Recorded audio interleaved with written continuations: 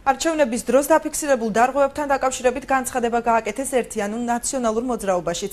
ნაციონალური მოძრაობის პროპორციული სიის პირველი ნომრის შეფასებით რეგიონში თვითმმართველობის არჩევნები მნიშვნელოვანი დარღვევებით მიმდინარეობდა. გიორგი კირთაძის თქმით, 15 საჩივარის საუბნო საარჩევნო კომისიებში დაიწერა. პარტიის წარმომადგენლები მე-6, 38 და 23 საარჩევნო უბანზე გადასატანი ყუთის ბათილად ცნობას ითხოვენ. პარტიის წევრები დამკვირვებლებზე ვიდეო კამერის გამოყენების ხელშეშლაზე, მარკირების პროცედურების დარღვევაზე, საჩივრების დარეგისტრირებასთან დაკავშირებით ხელისშემშლელ ფაქტორებზე საუბრობენ. გიორგი კირთაძე რიგ დარღვევებსა და კარუსელს 5 საათის შემდეგ ელოდებოდა. ბათუმის 79 საოლქო საარჩევნო კომისიაში ამბობენ, რომ უბნებიდან შემოსული საჩივრების განხილვა 17 ივნისს მოხდება. რაც შეეხება მე-6 უბნის გადასატან ყუთთან დაკავშირებულ საკითხს, მალხაზ ბოლქვაძის თქმით, ოლქმა გასცა რეკომენდაცია და გადასატან ყუთში არსებული ბიულეტენები ბათილად გამოცხადდება.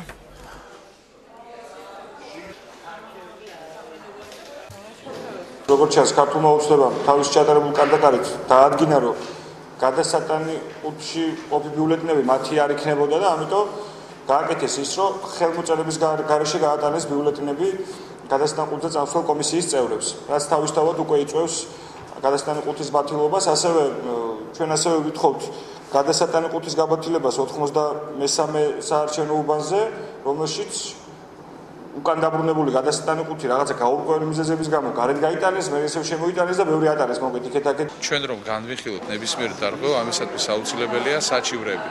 საჩივრები იქნება როგორც უბანზე, ასევე ოლქში.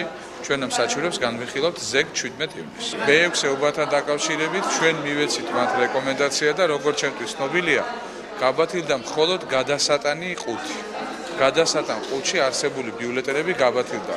თვითონ უბანზე არსებული ბიულეტენების თაობაზე რაიმე მითითება არ მიგვიცია, ჩვეულებრივ მიმდინარეობს საარჩევნო პროცესი.